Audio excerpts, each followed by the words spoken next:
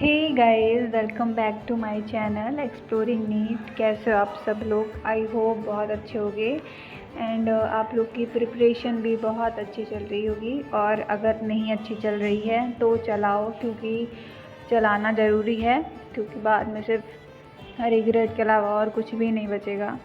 और बाद में सिर्फ रिग्रेट बचेगा और प्रेशर रहेगा और टाइम भी नहीं बचेगा। तो इन तीनों के नीचे हम लोग इतना दब जाएंगे ना कि बहुत गंदी फीलिंग आएगी। इसीलिए प्रिपरेशन को अच्छा चलाना बहुत इम्पॉर्टेंट है। तो गाइस, जैसा कि आप लोग को पता है कि हम लोग के चैनल में 21 डेज़ का चैलेंज चल रहा है। सो अभी 21 डेज़ चैलेंज का डे नंबर 16 है आज। और अभी बस 4-5 दिन और बचे और फिर हम लोग का चैलेंज कंप्लीट हो जाएगा। और आप लोग ने नोटिस किया कितना जल्दी टाइम निकलता है। 21 डेज़ कब बीत गए पता भी नहीं चला।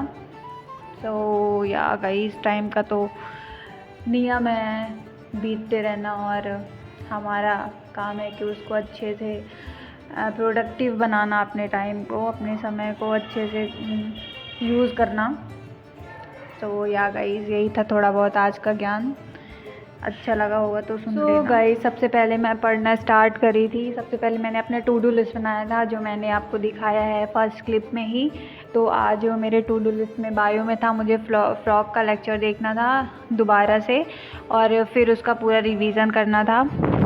और केमिस्ट्री में मुझे IUPAC ही पढ़ना था, क्योंकि संडे में मेरे टेस्ट में वही आ रहा है और काफ़ी बड़ा चैप्टर भी है और थोड़ी बहुत याद करने को भी है। मतलब थोड़ी बहुत नहीं, बहुत सारा याद करने को है, तो इसीलिए बार बार रिवीजन ज़रूरी है IUPAC का। देन उसके बाद फ़िज़िक्स में मैंने क्या पढ़ा था? फ़िज़िक्स में मैंने न्यूक्लियाई का लेक्चर देखा था, वन शॉट MR सर का, जो उम्मीद में डला हुआ है। उम्मीद 2.0 में नहीं, उम्मीद जो आई थिंक 2021 में आया था, मैंने उसका देखा है, जिसमें MR सर ने पढ़ाया था। एटम एंड न्यूक्लियाई साथ में जिसमें पढ़ाया था, मैंने वो देखा है। देन उसके बाद मैंने रिवीजन किया है। तो या गाइस, यही था आज का टू डू लिस्ट। फिर उसके बाद सबसे पहले मैं पढ़ना वही स्टार्ट किया था, फ्रॉग, क्योंकि वही तो मुझे पढ़ना ही था। तो फ्रॉग पढ़ा। देन उसके बाद ये जो भी आपको सीटी की आवाज़ सुनाई दे रही है, वो मेरे ही कुकर की है सीटी, क्योंकि अभी मैं दाल बना रही हूँ। अभी टाइम हो रहे हैं 9:40 रात के।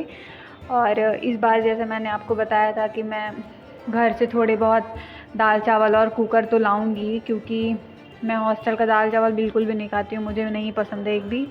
और घर की दाल मुझे पसंद भी है, मुझे मतलब मेरे को दाल अच्छी लगती है।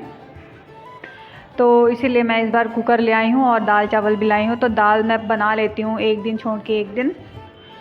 तो वही अभी मैं चढ़ाई हूँ दाल, तो सीटी बज रही है उसकी, तो थोड़ी इग्नोर कर देना अगर सुनाई दे रही होगी तो। हाँ, तो मैं क्या बता रही थी कि सबसे पहले मैंने फ्रॉग पढ़ा, देन उसके बाद मैंने केमिस्ट्री में IUPAC पढ़ना स्टार्ट कर दिया था। और अब तो मेरी क्लास में IUPAC ख़त्म भी हो गई है। अब आज से आइसोमेरिज्म स्टार्ट हो गया है। तो अभी तो एक वीक तो चलेगा ही आइसोमर, उसके बाद जियो से स्टार्ट होगा। अभी तो बहुत सारा बचा है ऑर्गेनिक में, तो हो गया धीरे धीरे। तो सर पढ़ाएंगे ही, कोर्स तो कंप्लीट करवा ही देंगे। उन्होंने लास्ट जैन तक में बोला है, तो लास्ट जैन तक में केमिस्ट्री का कोर्स हो जाएगा। और अभी बॉटनी का कोर्स तो कंप्लीट हो गया है फर्स्ट राउंड का।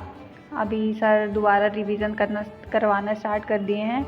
अभी जूलॉजी का नहीं हुआ है कोर्स, उसमें बस 1-2 चैप्टर और रह गए हैं, फिर उसका भी कोर्स कंप्लीट हो जाएगा।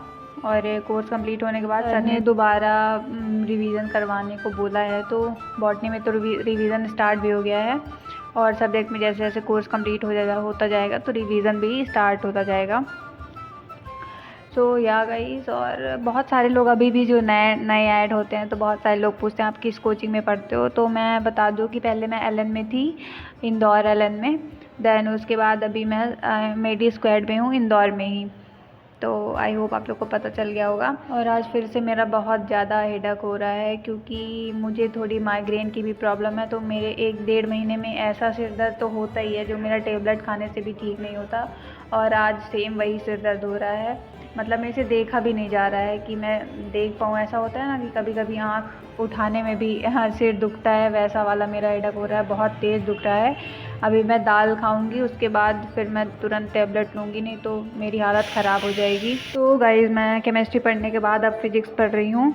और सर ने इन चैप्टर्स के नोट्स नहीं बनवाए हैं, जैसे एटम के हो गया, न्यूक्लियाई का हो गया, इन चैप्टर्स के नोट्स नहीं बनवाए हैं, बस प्रिंट आउट निकलवा के दे दिए हैं। आई थिंक ये यूएसएस का प्रिंट आउट है, यूएसएस जो बुक आती है ना, यूनिवर्सल क्वेश्चन प्रैक्टिस वाली, उसका ही प्रिंट आउट है। बट इसमें अच्छा लिखा हुआ है, मतलब शॉर्ट में लिखा हुआ है। अब तो न्यूक्लियाई में बहुत सारा टॉपिक हट भी गया है, रेडियो एक्टिविटी हट गई है। जो न्यूक्लियाई का मेन टॉपिक था उससे ये क्वेश्चन तो कंफर्म ही रहता था, तो वो भी हट गया है अब। तो न्यूक्लियाई में अब ज़्यादा कुछ बचा नहीं है, बॉन्ड एनर्जी वगैरह बस बचा हुआ है। बॉन्ड एनर्जी भी इम्पॉर्टेंट टॉपिक है, तो उससे भी क्वेश्चंस आते हैं, तो पढ़ना तो ज़रूरी है। और एक तो ये मॉडर्न फिजिक्स का चैप्टर है। मॉडर्न फिजिक्स तो वैसे भी अपने आप में ही बहुत वेटेज वाला पूरा यूनिट ही रहता है, तो इसके सारे चैप्टर्स को बहुत अच्छे से पढ़ना है, जिससे सारे क्वेश्चन बन जाएं अगर पेपर में आए तो। अगर क्या पेपर में आते ही हैं, इनसे कंफर्म रहता है कि इतने इतने क्वेश्चंस आने हैं। सो या गाइज़, यही था आज का व्लॉग। बताना आप लोग को कैसा लगा। आई होप अच्छा लग रहा होगा मेरा व्लॉग।